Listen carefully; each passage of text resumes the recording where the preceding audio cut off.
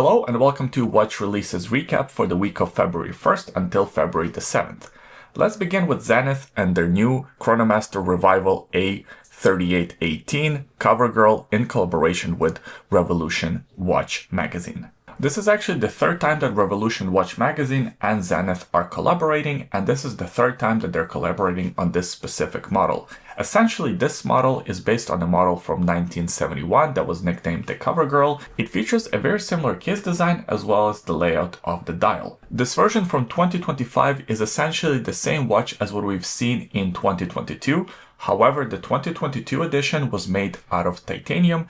This new version is made out of carbon fiber, and it also features a carbon fiber dial as opposed to the blue dial on the titanium version from 3 years ago. The case dimensions stay true to the original from 1970s. It features a 37mm case diameter. The watch is about 12.5mm in case height, and it has about 47mm lug-to-lug distance. So even though the diameter is a bit on the smaller side, actually when you try one of these watches on, they do wear slightly larger. This is of course a chronograph watch powered by the caliber El Primero 400 in-house automatic movement that has 50 hours of power reserve and it beats at 36,000 vibrations per hour.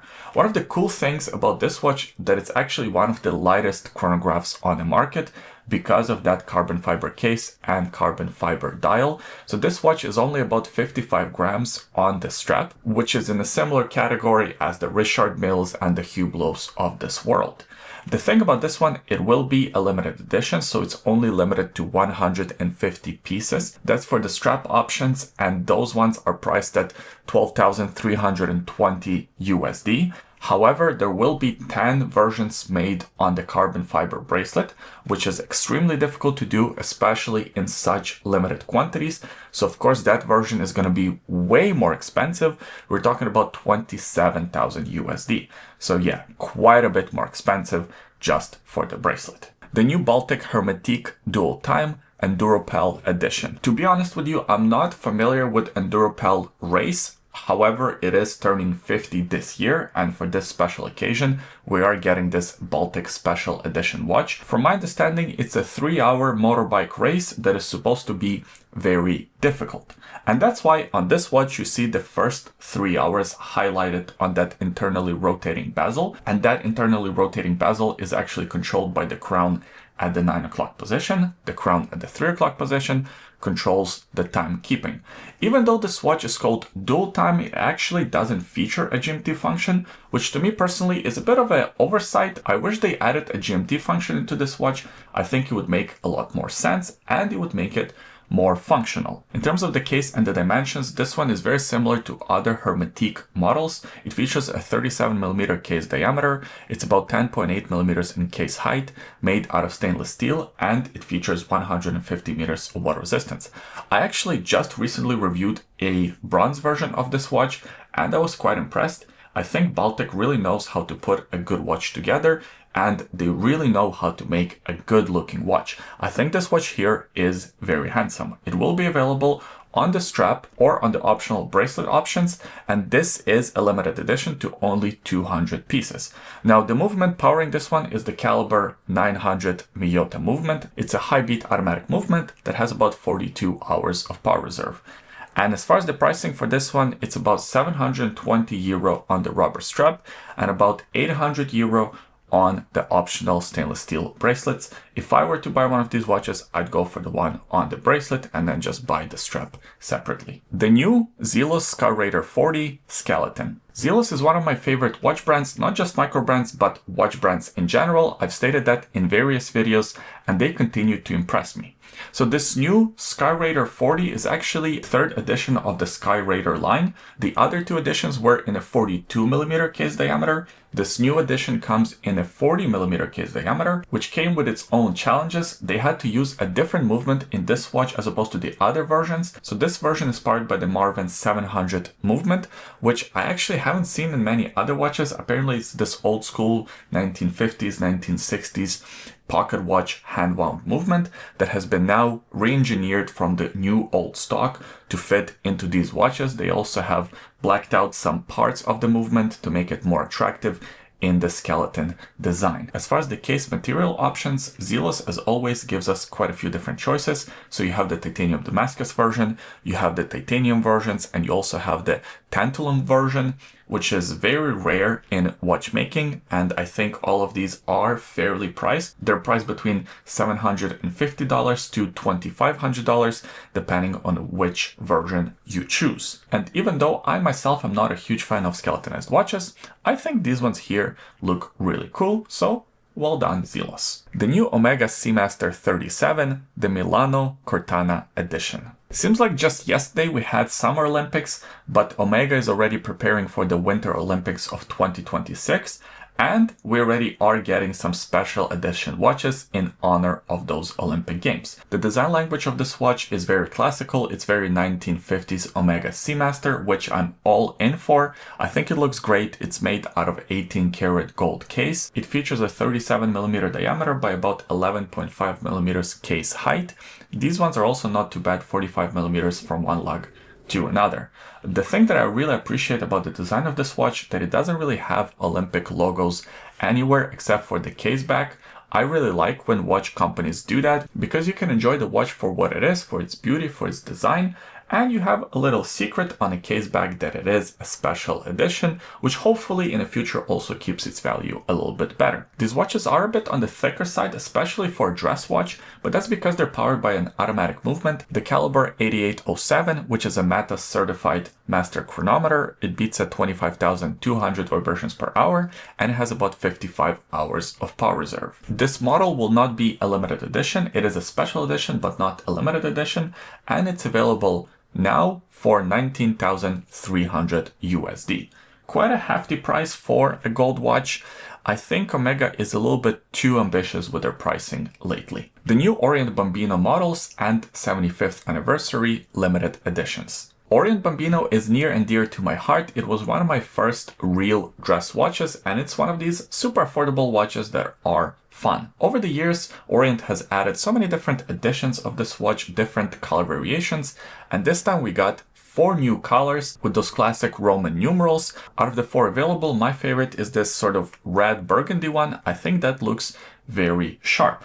Everything else about the watch stayed about the same. It still comes in the same case, about 40.5mm case diameter, 12.3mm case height, 30 meters of water resistance, which is kind of funny because it states water resistant on the dial itself, but it only comes with 30 meters of water resistance, which I think is the minimum.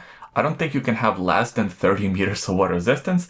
So it's just kind of funny, why did they feel like they need to add water resistance on the dial? They could have put something else on it, but hey, it's just a strange choice from them. And on top of these 4 colorful standard editions, we also got one limited edition for the 75th anniversary of this model, which is kind of cool.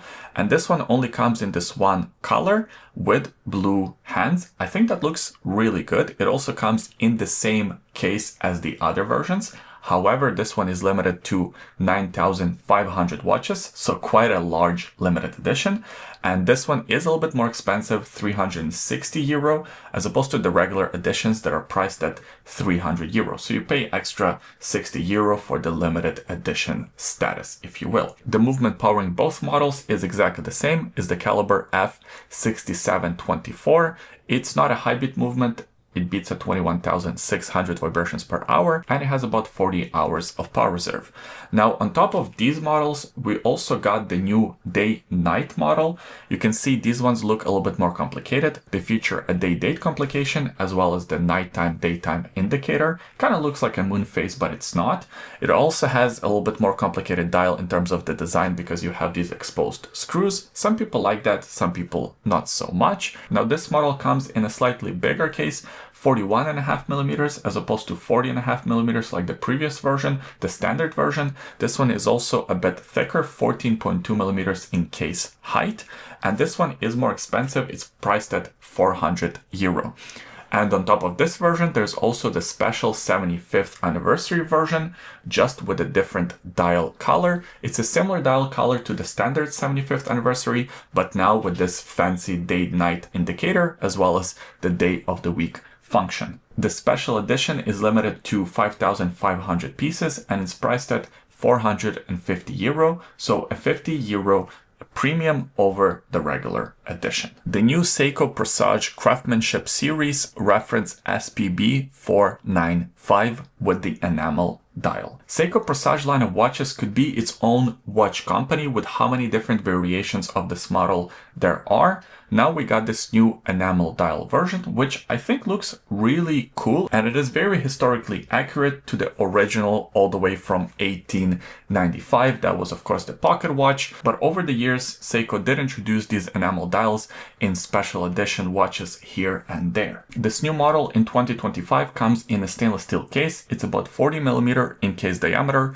12mm in case height, and it comes with 100 meters of water resistance. This watch is powered by the caliber 6R5H in-house automatic movement that beats at 21,600 vibrations per hour and has 72 hours of power reserve. As far as the design of the watch goes, I quite like it. However, I'm not a huge fan of having that 24-hour indicator on the dial. I understand that it's useful for some situations, so you know whether you're in daytime or nighttime, but it's a little redundant in my opinion, especially on a dress watch. I think it makes more sense maybe on a tool watch where you already have a busy design.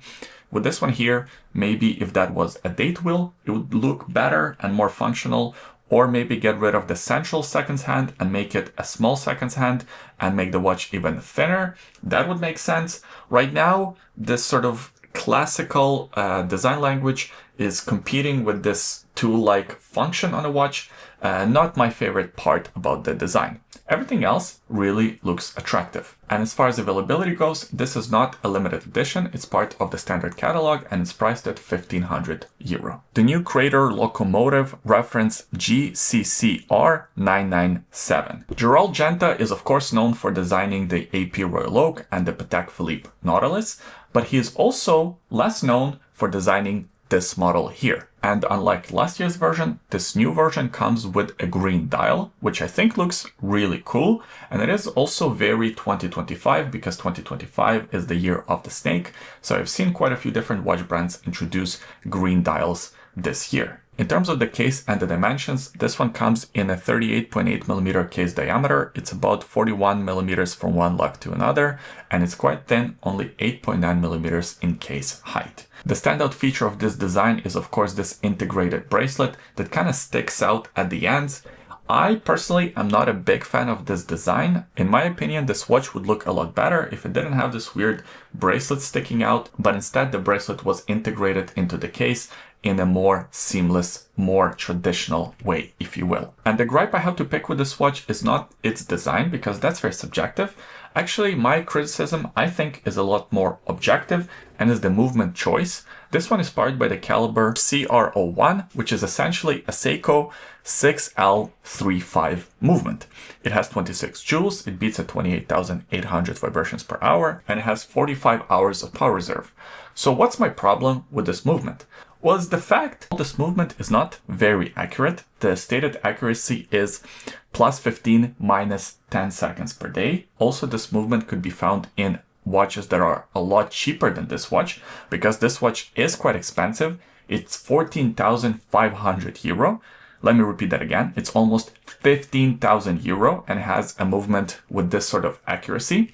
And I know what you're gonna say. Hey, Oleg, they chose this movement because it's thin, and also who cares about the movement? People that buy these watches don't really care. And yes, all of that is true. But a lot of people think that when I criticize Seiko, I attack someone personally. I'm not. Seiko is a company like many other companies. They're just trying to make more money than last year.